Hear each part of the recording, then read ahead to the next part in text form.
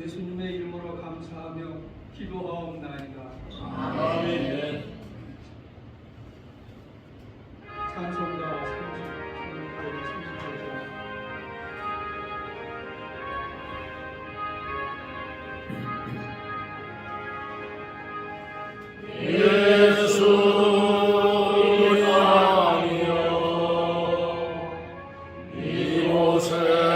38절 우리가 함께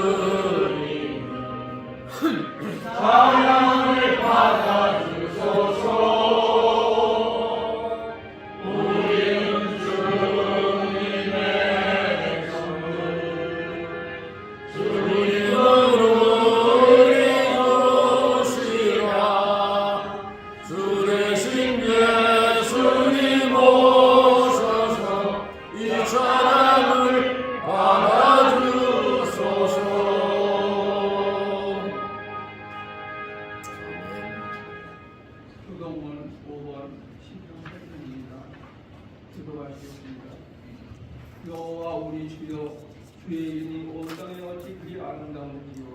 주의 영광이 하늘을 덮었나이다. 주의 대적으로 말미암아 어린아이들과 젖먹이들의 입으로 권능을 세우시며 이는 원수들과 보복자들을 잠잠하게 하려 하심이니이다. 주의 손가락으로 만드신 주의 하늘과 주께서 베풀어 주신 달과 별들을 내가 보니 사람이 무엇이기에 주께서 그를 생각하시며 그를 하나님보다 조금 못하게 하시고 영화와 정의로 관을 씌우셨나이다.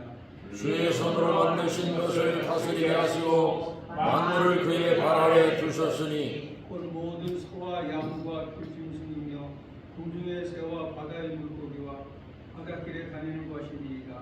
여호와 우리 주여, 주의 이름이 온 땅에 어찌 그리 아름다운지요. 신앙으로 드립니다. 전능하사 천지를 만드신 하나님 아버지를 감사하며 우리 아들 우리 주 예수 그리스도를 믿사오며 이는 성령으로 동정녀 마리아에게 나시고 본디오 빌라도에게 고난을 받으사 십자가에 못 박혀 죽으시고 장사한 지 사흘 만에 죽은 자 가운데서 다시 살아나셨으며 하늘에 오르사 전능하신 하나님 우편에 앉아 계시다가 저리로서 산자와 죽은 자를 심판하러 오시리라. 성령을 믿사오며 거룩한 공예와 성도가 서로 교통하는 것과 죄를 사하여 주시는 것과 몸이 다시 사는 것과 영원히 사는 것을 믿사옵나이다. 아멘. 성부성자와 성령 찬송과 영광 돌려보내세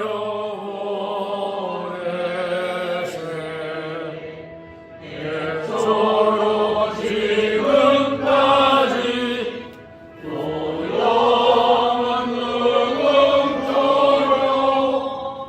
성삼위께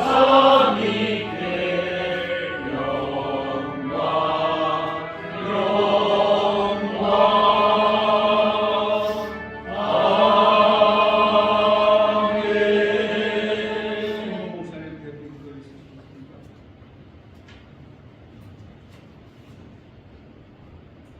전능하신 하나님, 오늘도 복된 주일을 허락하셔서 이 부족하고 무익한 종들에게 하나님 예배할 수 있도록 복 주신 것을 감사합니다. 아무 폭로 없습니다. 하나님, 참으로 하나님의 은혜와 은총이 아니면 살아갈 수 없는 저희들인 것을 고백합니다. 오늘 우리가 예배할 때에 하나님의 말씀을 받을 때에 가슴 깊이 새겨져서 삶의 근간을 이룰 뿐만 아니라 세상에 나가서 빛되고 소문되게 하여 주옵소서. 참으로 혼탁한 세상입니다. 사방을 둘러봐도 희망이 안 보입니다. 오직 하나님만 보일 뿐입니다. 하나님 긍휼히 여겨주셔서 이 나라의 민족 사랑해 주옵소서. 이 나라의 민족 구원해 주시옵소서. 살려주시옵소서. 오늘 귀한 말씀을 들고 단에설 주의 종을 기억해 주옵시고 하나님의 말씀을 선포할 때에 하나님의 성령이 주장하셔서 하나님의 말씀을 온전히 태어날 때에 우리가 그 말씀을 받고 세상에 능히 되게 하여 주옵소서. 하늘이 무너져도 솟아날 구멍이 있다고 속담에 말하는데 하나님, 우리는 오직 하나님만 믿습니다. 이 나라의 미민족 미래도 장래도 하나님만 믿습니다. 전 세계에 우방이 있지만 그것보다도 하나님을 믿습니다. 하나님 역사해 주시옵소서. 막치는 시간까지 흑암의 세력들을 다 제하셔서 오직 영광 거두어 주시옵소서. 예수님의 이름으로 감사하며 기도하옵나이다. 아멘.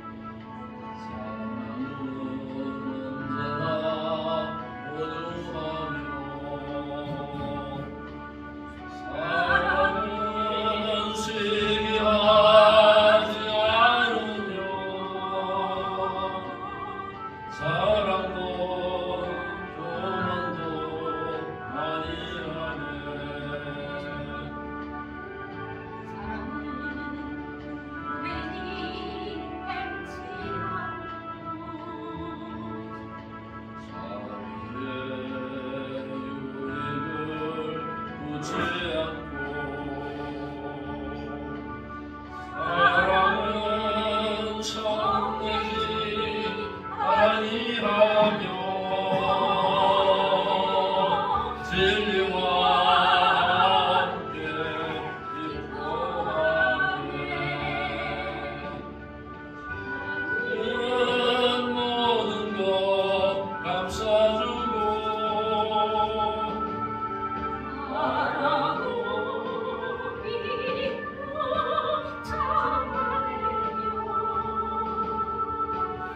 사랑은 영원토록 변함없네. 성과 사랑은 이 세상 끝까지 영원한 것. 믿음과 소망과 사랑 중에 그 중에 제일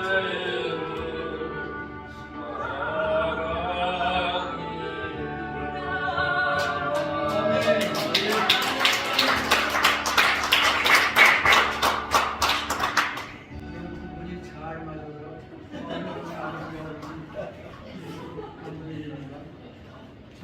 지금 믿음의 그릇이라는 제목으로 성공목을 나오셔서 말씀 전해주시겠습니다. 은혜 주실 때 많은 은혜를 보내주시기 바랍니다.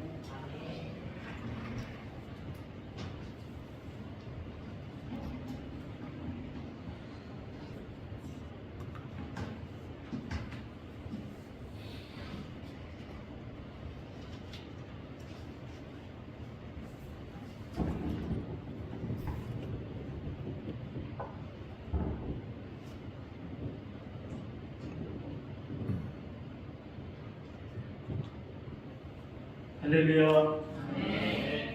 새해 복 많이 받으세요. 아멘.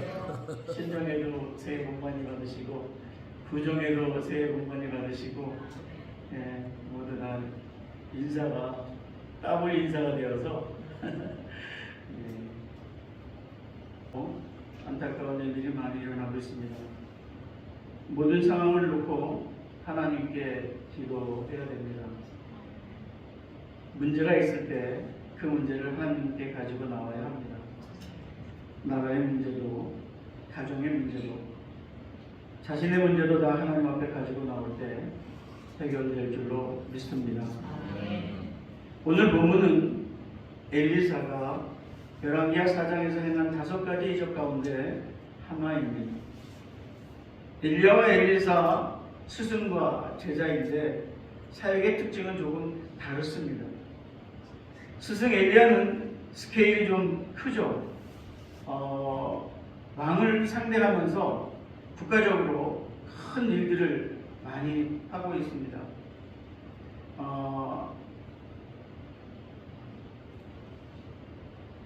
그 갈멜산에서 바알 선지자, 바알과 아세라 선지자들을 초청하죠. 영적인 대결을 제안해서 불이 하늘에서 내려와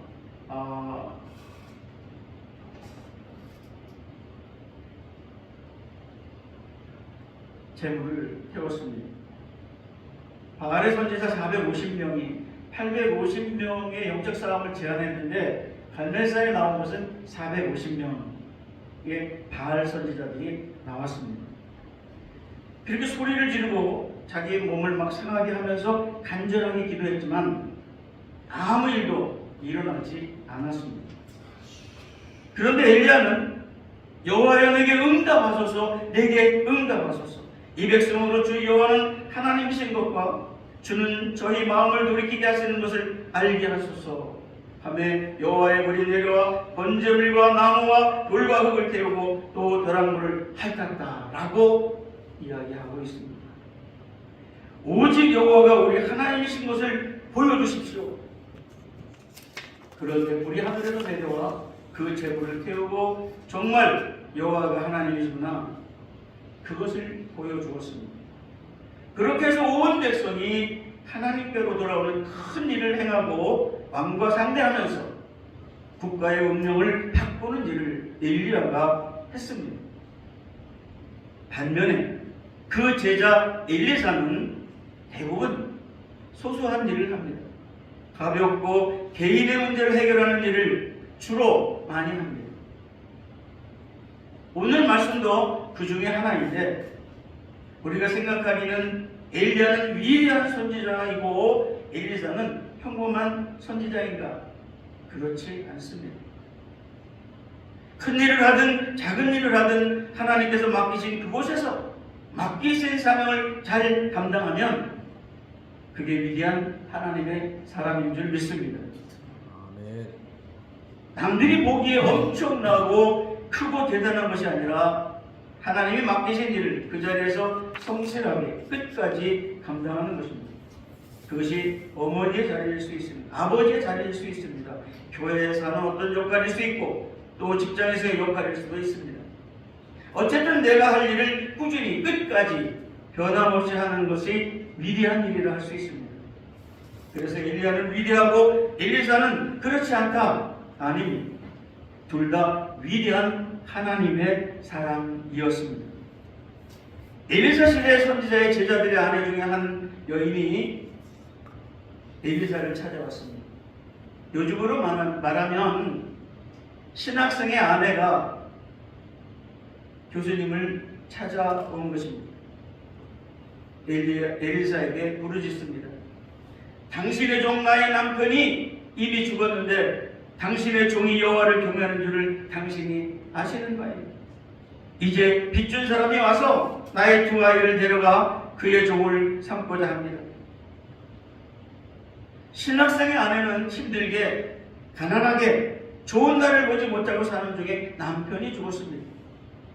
어떻게든 살겠지 했는데 그것마저 쉽지 않습니다.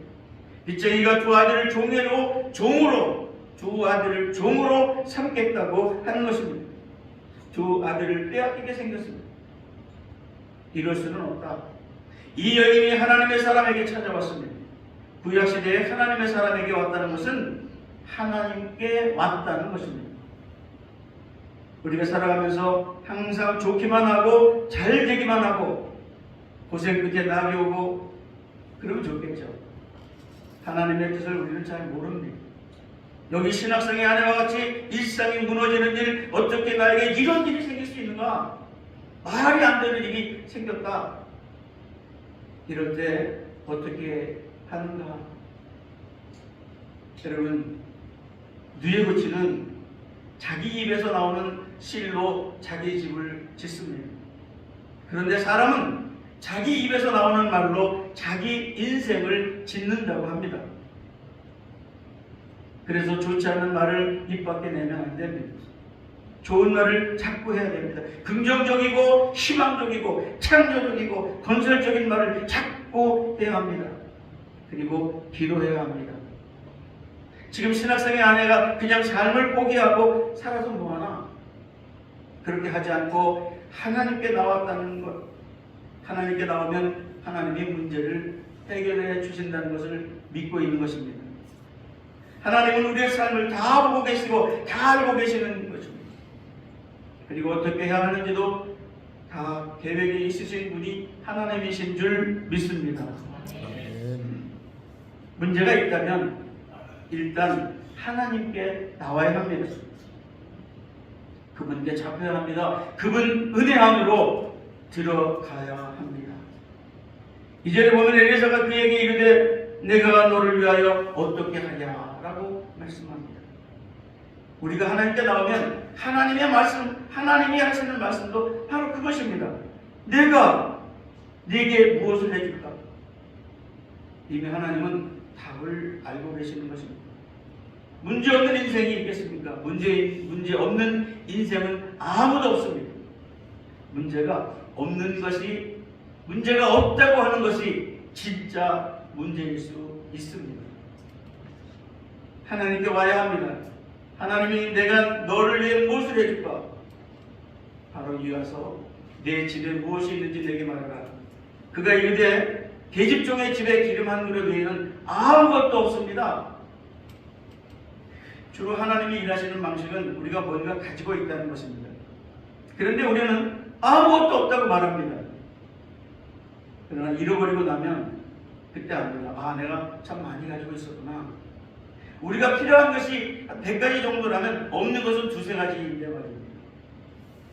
97가지는 우리가 다 가지고 있는 것입니다.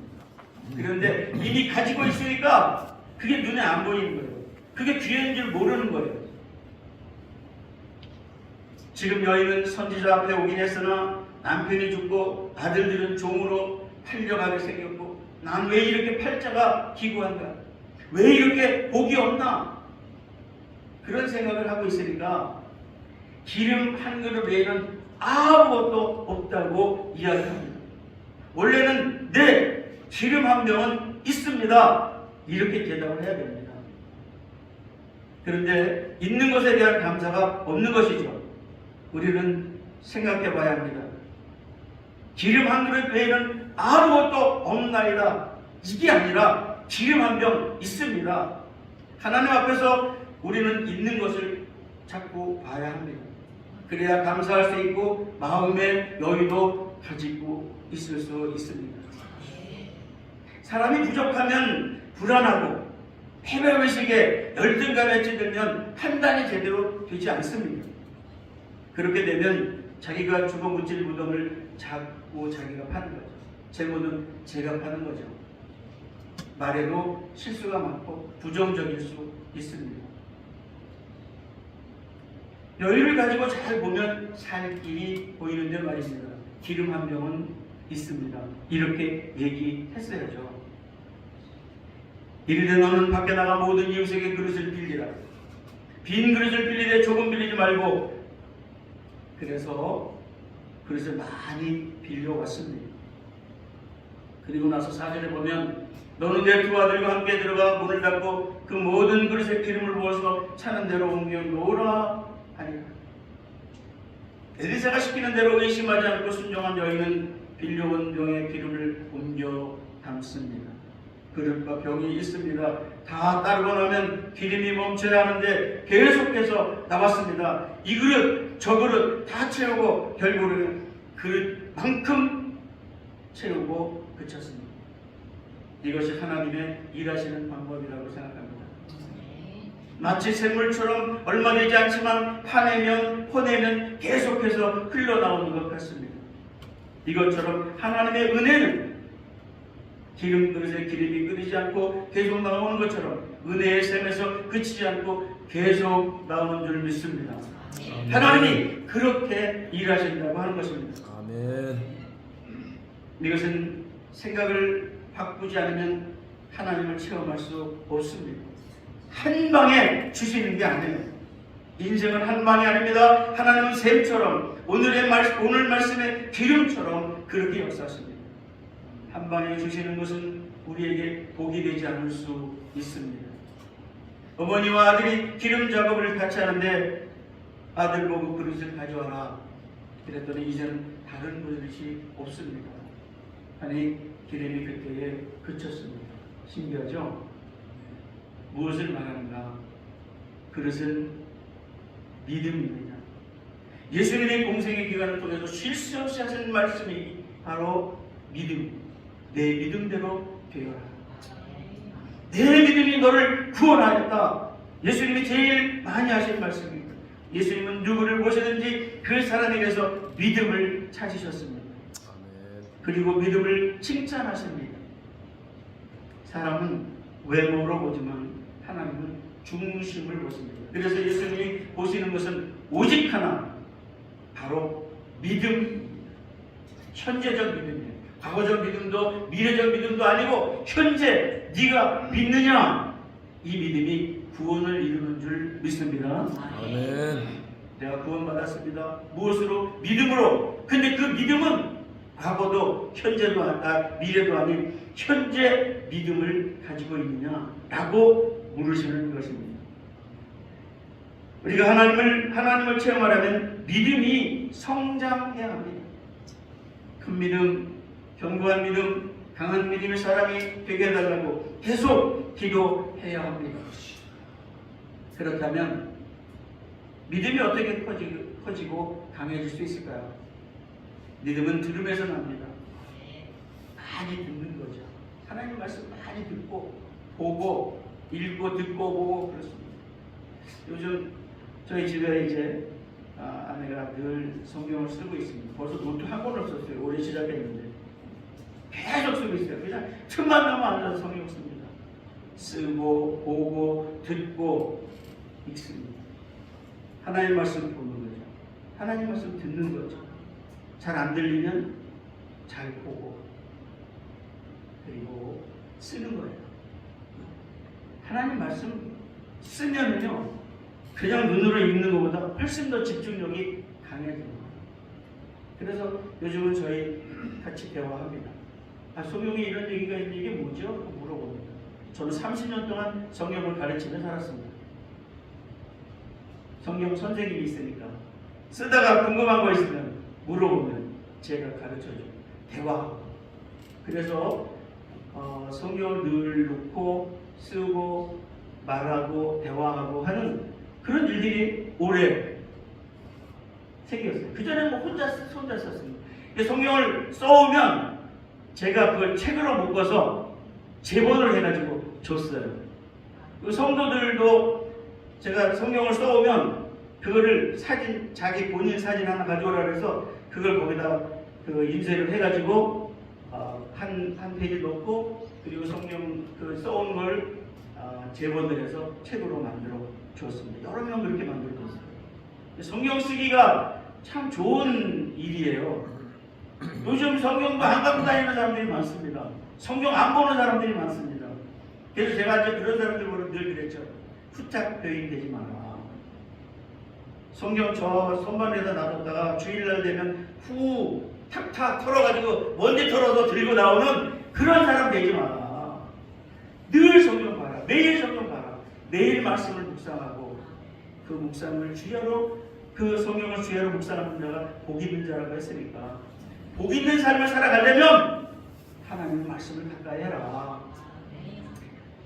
저는 청년 때부터 성경을 가르치고 성경 읽기를 가르치러 다녔어요.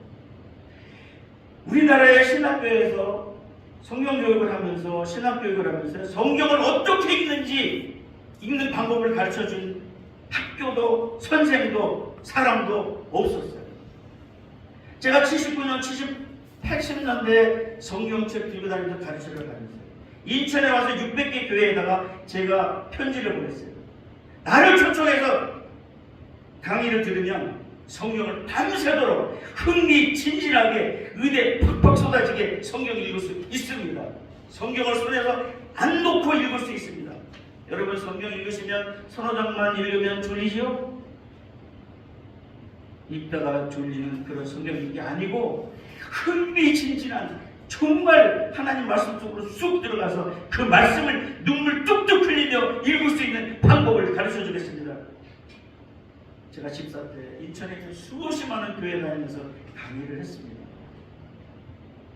많은 사람들이 성경 읽기에 집중할 수 있었던 그런 시절이 90년대. 제가 여기 인천에 83년도에 이사 와가지고 벌써 42년, 3년 됐습니다. 저 인천 사람이에요. 서울에서는 30년밖에 안 살았어요. 인천에서 40년을 넘게 살고 있습니다. 인천에서 수많은 교회들에 다니면서 그때 OHP 스크린 이런 게 없었어요. 그때는 OHP 다 싸들고 다니고 스크린 싸들고 다니고 교회 다니면서 제가 성경 읽기를 이렇게 읽어야 됩니다. 성경 이렇게 읽어야 됩니다. 성경 읽기 그런 운동을 벌였었거든요. 여러분 믿음은 바로 말씀을 듣고 읽고 쓰는 데서 생겨나는 줄 믿습니다.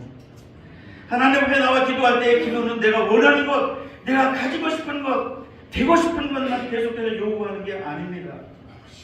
기도는 대화입니다. 기도하다가 하나님이 주시는 음성을 듣습니다. 마음으로 뭔가 하나님의 뜻이 깨달아집니다. 그것을 깨달았을 때 그것을 붙잡고 순종할 때 믿음이 성장하게 됩니다. 우리도 그렇게 해야 됩니다. 마태복음 21장 22절에 너희가 기도할 때에 무엇이든지 믿고 구하는 것을 다 받으리라 그랬습니다. 하나님 저는 믿고 기도했는데 왜 안 주시죠? 막 그러죠. 사람들이 막 기도해서 응답이 안 돼요. 자기가 정한 시간에 자기가 달라고 하는 그것을 하나님이 그때 그 시간에 그것을 딱 주시느냐? 그렇지 않습니다. 하나님이 주시고 싶을 때 주시는 줄 믿습니다.